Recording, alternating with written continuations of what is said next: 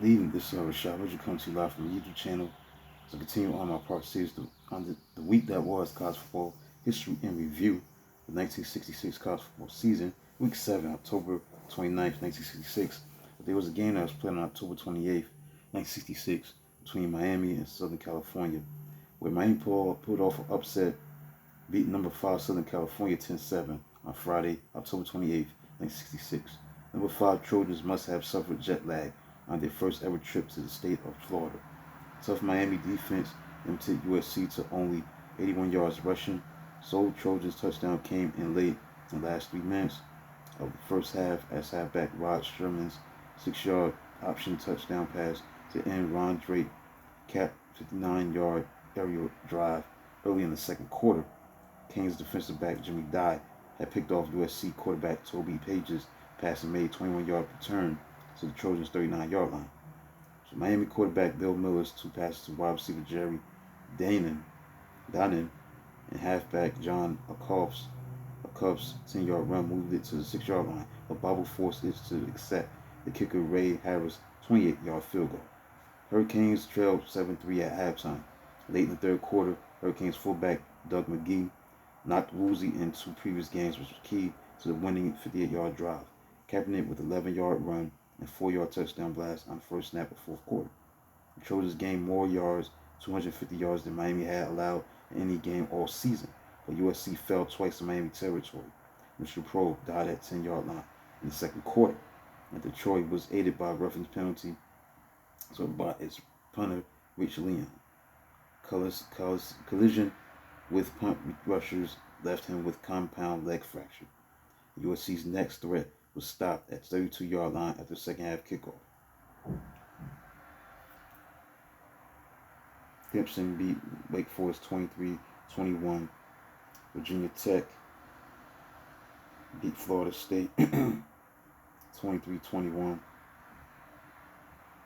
Number 7, Florida beat Auburn 30-27. For all of quarterback Steve Spurrier's vast offensive contribution, he ran and passed for touchdowns, completed 27-40 for 259 yards, and it was clutch 40-yard field goal with 2 minutes to play that lifted unbeaten Florida. Sniffing possible upset, Auburn played dandy catch-up all day, as halfback Larry Ellis raced 89 yards with a kickoff for a 7-7 tie with a touchdown first quarter. And linebacker Gusty Yearout went 91 yards and a fumble touchdown return for the Tigers' first lead at 14-7 in the second quarter. The game's sophomore halfback Larry Smith rushed for 102 yards in the second half, hoping to arrange Spurrier's field goal to break game's third tie in 27-27. Spurrier waved Florida's usual kicker Raheem Barfield, who was sent in by Coach Ray Graves because crafty Spurrier felt capable at that range. Believed Tigers would expect fake if Spurrier lined up to try a field goal.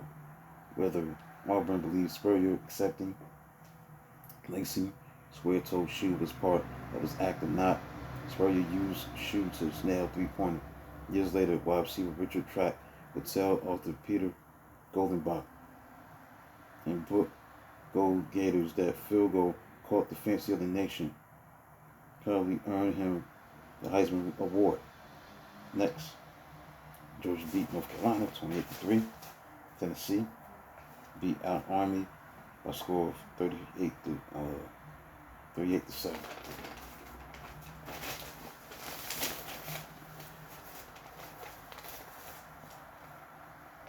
Purdue beat Illinois by a score of 25-21.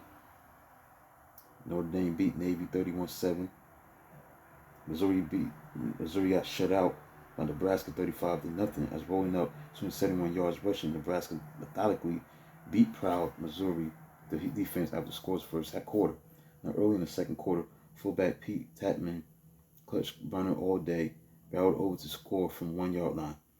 Cornhuskers wingback Ben Gregory recovered punt fumble of Tiger halfback Jim Whitaker on 16-yard line and soon swept to touchdown for 14-0 halftime lead.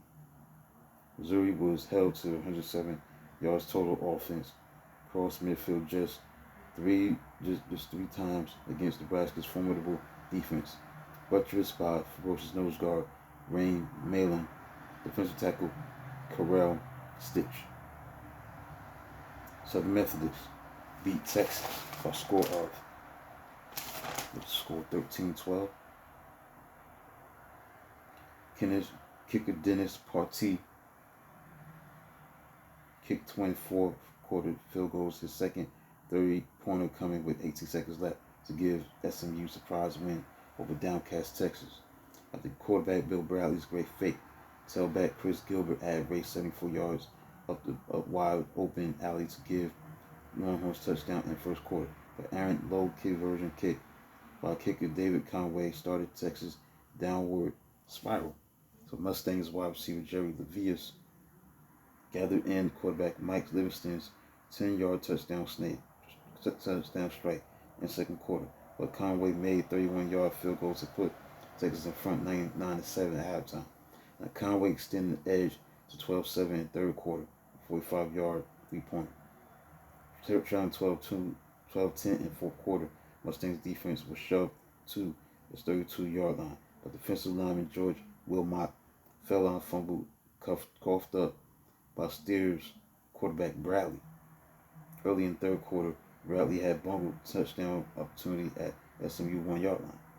Quarterback Livingston and Matt White split time on Pony's winning field goal drive with White pitching key 25-yard pass to halfback Mike Richardson. Partee's winning field goal barely slipped past desperate dive of Horns defensive end Mike Perrin. Colorado State beat number 10 Wyoming 12-10. Lose up 10 straight to the Cowboys. The Rams employed master trickery, except the Colorado State used double throw to score a 36-yard touchdown for 9-7 lead in the third quarter after stunning number 10 Wyoming. Colorado State had quarterback Bob Wolf pitch apparent incompletion that bounced in flat to halfback Larry Jackson. So after acting dismayed, Jackson retrieved ball off the scoring pass, wide out, wide open in Tom Pack. Kicker Jerry the Poster went on to give Wyoming a 10-9 lead, the fourth quarter field goal. But the Rams kicker Al Levin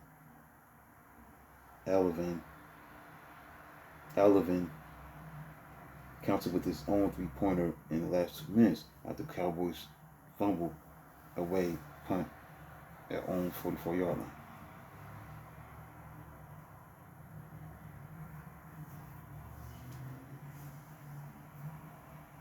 AP poll as of October 31st as I concluded looking at the games that were played on October 29th, 1966, week 7, including the game that was played on October 28th, 1967 between Miami and USC.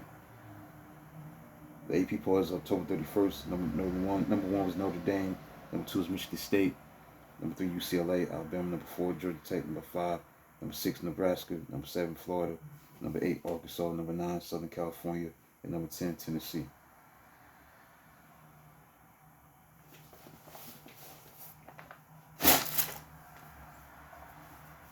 So that concludes a look at the games that were played on week number 7, October 29th, 1966, including the game that was played on October 28th, 1966, October 28th on a Friday between USC and Miami. Please like, subscribe to the channel, do a video of this magnitude, maybe tomorrow, but real soon down the line. Until then, talk to you soon.